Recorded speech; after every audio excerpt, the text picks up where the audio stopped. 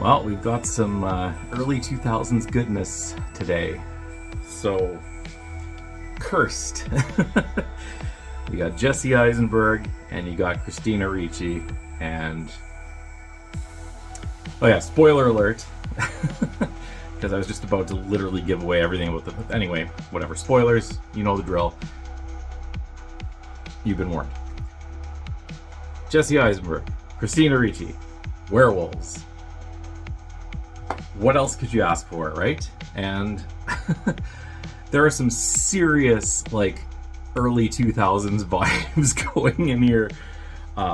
You got cameos from, like, Lance Bass or Lance Bass? I don't know how do you say it, but it's that guy from NSYNC. You got Craig Kilborn, who's like a secondary character. Well, okay, maybe I'm exaggerating a little bit, but Craig Kilborn, if you remember who he is. Scott Baio. There's like in a wax museum they have like Kevin Sorbo as Hercules. Like, it's so dated. It's kind of amazing. And before I get into the actual story, it's like, this is a movie that was done, I think, with the intention of being serious, but it's like funny. It's actually listed on Amazon Prime as a comedy horror, but I don't think that was the intention. It's one of those movies where it has some moments that are, I don't know, whatever. It's good, but in a bad way, or it's bad in a good way. One of the two. You decide, I guess, if you're gonna watch it. So let's get into the story. Basically, there's this girl and her friend. This girl Becky, played by Shannon Doherty, another early 2000s thing. Spoiler alert, ×2, she dies.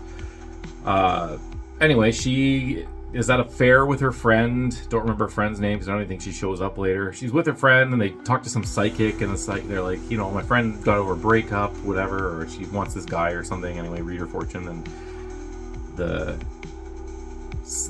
psychic person just grabs her hands like, blood everywhere, blah, and she's like, hey, you're fucked, you can't say that to people, and they fuck off. Then we cut to our main character, one of several main characters, Ellie, played by Christina Ricci, and she's meeting up with her boyfriend, Jake. Yes, Jake, and he's opening like a wax museum or something. I don't know. That's like his thing, and there's gonna be like a grand opening, and he's all pumped for it. And he's like, "Yeah, I need a break." And she's like, "Wow, okay, cool. We've only been dating a few months. That's fine. You take your time, whatever." So that happens, and she goes and picks up her brother Jimmy, who is played by Jesse Eisenberg, her brother. And they're driving home, and some animal jumps out in the middle of the road, and they hit it, and they crash into another car going the opposite way, and they roll into like the ditch or off an overpass or something or whatever. I don't know. Not an overpass, I guess that'd be a little too high up, but like into the side of the road, whatever. And it doesn't matter. They crash. And they're fine. The dog's with them too, and the dog's fine too. So don't worry about the dog. His name is Zipper, and he's okay. So, yeah. So Jimmy is calling 911, and Ellie. I just want to call him by the actors' names, but I'm going to do my best to do the characters. Ellie goes and sees if anyone's okay, and it's Becky, Shannon Doherty, Becky. And she's like upside down, seat belted in, and Ellie's like, "Hey, I'm gonna get you down. Do you have like a car jack?" Because she's stuck, so I guess you're gonna like prop up the dashboard that's like holding her or something. And anyway, tries to get to the trunk, and lo and behold, a werewolf happens and grabs Becky and pulls her out and rips her into shreds right in front of everyone. And during all of this, they're trying to hold her and make sure she doesn't get taken, but it's a werewolf. You're not going to beat a werewolf. Everyone gets scratched, including the dog, you find out later. But everyone gets, or no, the dog doesn't get scratched, but it gets infected, but we'll get to that. So yeah, they're scratched. So we got werewolf Jesse Eisenberg, it's going to happen eventually, and werewolf Christina Ricci, sort of. And they go home, and they talk to the cops when they get to the crash site, and Like, it was probably like a bear or a cougar or something. I don't know where this takes place, but maybe it's at the base of like the mountains where there'd be bears or cougars. I don't know. Or wherever they are. And that's it. And they're like, yeah, that wasn't a bear or a cougar. It was a damn wolf. And they're like, there's no wolves in this area, you dumb kids. Go away. So, well, you know, more professional than that in a police-ly type way. So they head home, and he's doing his research and stuff, and he's looking up, you know, wolf attacks in the area. And one of the links is werewolves, fact or fiction, or something like that. And he clicks on this, and it's a very, very, like, early 2000s website. I wouldn't be surprised if the directors and producers and all that, or whoever deals with that kind of stuff of this movie, just made like a GeoCities website about werewolves for them to click on. But whatever. That's, again, very, very dated, but I love it. You know, no flat screen monitor. Got that big chunky boy. Good times. Oh, I should have looked at what cell phones they were using. It had to have been flip phones, I guess. Anyway, doesn't matter at all. So he's looking up werewolf things, and he's like, oh shit, I'm a werewolf, because, like, that was, you know, that's cool. It was weird, because, like, at the beginning of before he started researching stuff, I'm like, is this one of those movies where they don't know what a werewolf is? Because, like, I'm pretty sure that that's a big enough thing that everyone knows. But no, he knew what they were, and there it is, and he believes it. And he tries to tell her, and she laughs it off, thinking he's ridiculous, and she's even like, listen, like, he's explaining, like, you know, all the things about them, like the one who scratches you, if you kill it, you're cured, but otherwise you're, like, cursed for eternity, and, like, silver hurts them, but it doesn't kill them, and, like, you have to, like, sever their head or something, and, like, all these facts about werewolves. I don't know if they're true to actual werewolf lore or not, but whatever, for this movie they were. Anyway. Yeah, so she doesn't buy it. She's like, okay, well, I'm going to prove to you that I'm not a werewolf. This frame, I bought this at Tiffany's, and it's silver, so if I touch it, I should be in pain, right? He's like, yeah, that makes sense. Touches it, no pain. Okay, I guess I was wrong. He's still convinced, however.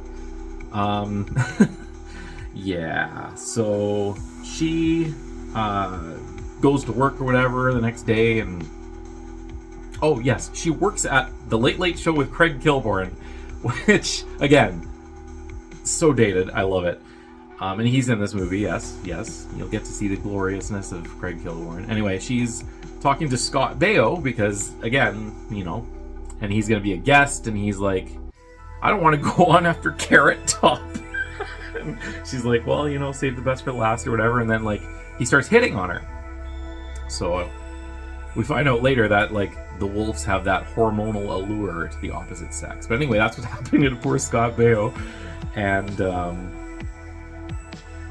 she shoots him down, obviously. And then there's this this work bitch that Ellie works with, Joni, and she's all, like, being irritating and shit. And anyway, there's this there's like a masquerade party or something for her work later, or it's, was it the same that I literally just watched that? Was it the same thing as the, no, it was, yeah, okay, so there was a masquerade thing at the work. I don't know why, but there was.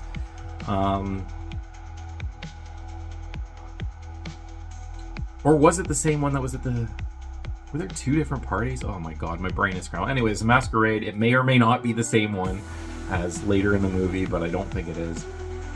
And then there's this woman dressed like a cat, and turns out that, like, Joni and this cat lady also banged Jake, the boyfriend who's like, I need my space, who shows up looking for her, like, we shouldn't have left it like that, blah, blah, blah. And of course these two girls are like, oh, I remember you. Not directly saying, like, we poonched or nothing, but, like, you know, it's pretty obvious. And obviously Ellie is, like, hugely turned off. She's like, okay, so you're just, like, a player or something. He's like, no. And, like, it even shows him saying, like, I'm committed now. I'm not into it when Ellie's not there and whatever. So he's devoted. Good for him, I guess. You know, like, whatever. Whatchamacallit. My brain. Anyway, so that they have, like, a little romantic lovers quarrel or something, and she storms off, and she's not thrilled about, like, seeing all the flirtations. And you know what? I'm with her there. It would never be fun to see, like, your partner being, like, hit on hardcore by people he used to be with or whatever. she's kind of like, is there anyone you haven't been with or whatever? And yeah, anyway, she storms off, whatever. Yeah, she goes to the parkade and she hears something, but nothing jumps out or anything, so she just takes off, drives off with like a very very 90s rock music in her car, or mid 2000s. And then the lady dressed as a cat goes into the parkade, and I guess we all know what's happening to the cat lady. Curtains, basically. So yeah, she sees footprints in like some oil on the ground, and they're like human footprints, and then eventually there's like a wolf paw print, but like a big ass one. She's like, what the fuck? Anyway, werewolf attacks her, throws her over a car, and then it's like stalking her. And I mean, if you're a werewolf, why wouldn't you just kill her? Like, why would you throw her and then go find her? Let her, give her a chance to hide, whatever. Anyway, she does that, and it uses its claws. Uses claws to like make horrible like screeching noise, scratching the metal. She's like, because like that's a horrible noise. I'm right there with you. I would almost rather be eaten by the werewolf than listen to that.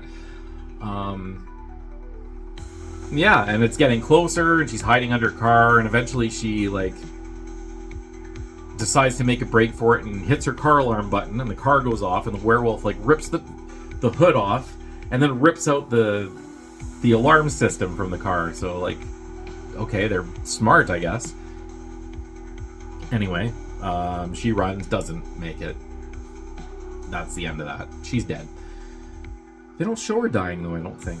Which is, they don't really show any of the deaths, actually. So that's kind of unusual for, like, a werewolf movie. Usually you see some of the...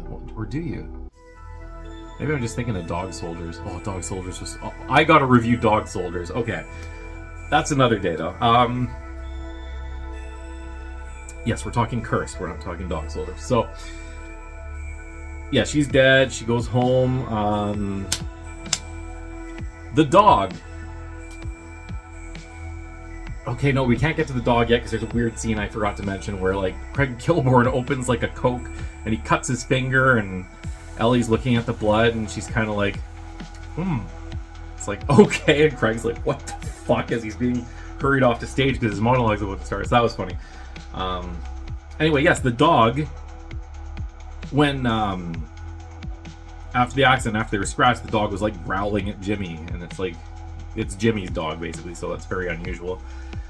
Anyway, it ends up even like snapping at him and biting him. Lo and behold, by doing that, the dog becomes a werewolf dog, a were-dog wolf.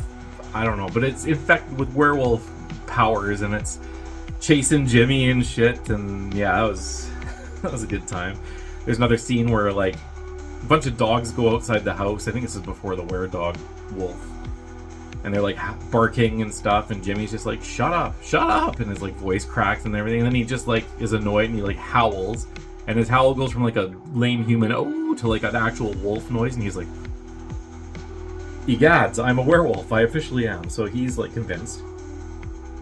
He decides at one point to go to Jake's wax museum opening for some reason, even though they're like, you know, his sister and him are separated, and he's like, I want to talk to you. Tells him the werewolf thing. Obviously he's like, okay buddy, yeah, I don't think so. Anyway, that doesn't work, so eventually does werewolf attack right there? I think it does. Maybe it doesn't. I don't remember. Anyway, they go and he calls Ellie, and she's like, why are you at the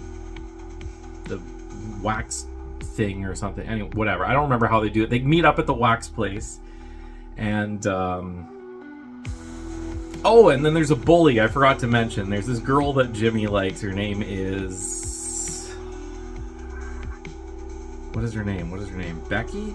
No, Becky was the... Fuck, I don't remember. Anyway, this girl that Jimmy likes, and she's dating a bully because of course, and she's nice to him and the bully's mean to him. There's like a wrestling thing as like Jake's getting his werewolf strength, and he like totally mops the floor with the boyfriend in front of everyone, and like the hormone thing's going, so all the cheerleaders are all into Jimmy, who's, don't forget, this is Jesse Eisenberg. So yeah, there's definitely some werewolf mojo going on there. Brooke. The girl's name is Brooke, and the bully's name is Bo. Anyway, throughout like the beginning of the movie, the bully is like calling him gay and stuff because it's the early 2000s and like that's an insult back then. So why not roll with it? So that's the whole thing. Anyway, turns out that Bo is gay, and because of the hormones, they affect him, and he's all into Jimmy, and it's interesting. And he like goes to kiss him, and Jimmy's like, dude, no, like, good for you for being gay. That's totally awesome that you came out, but I'm not that. And there's like a whole thing. Anyway, they go together to the wax museum place. Okay, so this does happen after he talks to Jake. So he goes to the wax museum place because he thinks Ellie's gonna be there or something. And they cross paths. And Joni's there being a bitch as usual because she's, you know, just out to ruffle everyone's feathers. And she banged Jake too, right? So I mean, obviously that's you gotta go to the... Anyway, it doesn't matter. I'm getting carried away here. This is a really incoherent mess of a description of the story and events. But long story short, they end up in like a mirror room, and this is where like Bo and Jimmy hear Ellie, and they're like calling out to each other, and Jake's following, and at this point it's led to believe that Jake's the werewolf. So they are like, Ellie's like thinking that she's being hunted or something, or not Ellie, sorry, Jimmy thinks that he's being hunted by Jake the werewolf or whatever, and that's not the case. I don't remember why he's trying to find them or something. I think he just wants to talk to Ellie, and it's her brother or whatever. Anyway, werewolf comes smashing through the mirrors, and that's when everything goes to shit. Werewolf jumps through the wall into like the main party area, and there's like all these people, like celebrities and shit are there. They don't show many, but like I said, Lance Bass was there, or Lance Bass, whatever. Scott Baio's there, Craig Kilborn, like all these, like, you know, I guess B-list celebrities, I guess. Werewolf jumps through, everyone's like panicking. It's killing, you know, a couple people. Most of them get out, and then the security guy like shuts the rolling metal gate thing, which, I mean, if a werewolf could like rip a hood off of a car, and I would assume it could break through like one of those security metal rolling fence things that go over. Anyway, it doesn't matter. A lot of stuff doesn't matter in all honesty, but I'm so sorry, you guys. If you've come this far, you get my props, because again, incoherent mess. Anyway, werewolf stuck in there. Oh, her co-worker. He has such a minor part in the beginning of the movie, but she has this co-worker, Kyle. And then they make it seem like he's the werewolf because he's in there and he's kind of like not afraid. And they have marks on their hands in like 5 points that apparently is like the mark of a werewolf. And like Ellie and Jimmy have them. And so Ellie's like to Kyle, she's like slowly backing up, like thinking, what are you doing here still? How are you not hurt or anything? Show me your hand. And he's like, okay. And he shows her the hand. He's like, show me the other one. And then he like gets serious. He's like, you don't have time for this, Ellie. And it's like so unnatural for someone to react like that if they're not like the evil thing, and he's not. So I don't know why they made it that dramatic. They just really wanted to throw you, I guess. And it kind of worked. I was like, is that the werewolf? That's kind of lame, but I mean, he seems like it. So I guess it kind of worked. But nope, there's a really great scene where they turn their heads for a second, and a hand just comes down and yoink, grabs Kyle by the head and pulls him up like nothing, and that was hilarious. Like, they should have put like a wacky sound effect in there because it was great. I genuinely laughed. And they turn around, like, where's Kyle? And then blood's dripping, and then that's less funny, I guess, and his body falls, and it's like, whatever. Anyway, lo and behold, the werewolf is Joni. Joni's the werewolf. So there you go. They have a tussle. Jimmy does his best. He's like, I got werewolf powers. I'm going to fight you one-on-one. It's going to be, you know, fair that way. She just hoofs him across the room because she's experienced with her powers, I guess. Jimmy, you know, hats off to him. Like, multiple times he tries to, like, save Ellie and stuff. And it just, you know, he always just gets his ass kicked, which is, you know, good times. Eventually she, like, breaks free, and that's when the cops arrive and they all draw their guns, and they're in there, and, like, talking about what kind of animal it is, and like, no one told me. I don't know what it is. Is it like a cougar or something? And then Jimmy's like, no, it's a werewolf. And Ellie's like, yeah, it's a werewolf. It might be a human now though. And they're like, okay. Anyway, werewolf is not coming out, and so Ellie's just like, they're describing it, and then it clicks into Ellie's head. She's like, Joni's kind of like self-conscious. She has a bony ass and fat thighs and really bad skin, and of course that draws the werewolf out because, yeah. So the werewolf comes out. Cops open fire, like, riddle the thing with bullets. Like, it's not even funny. The werewolf collapses on the ground. Of course, we all know what's coming. It's not going to be dead, right?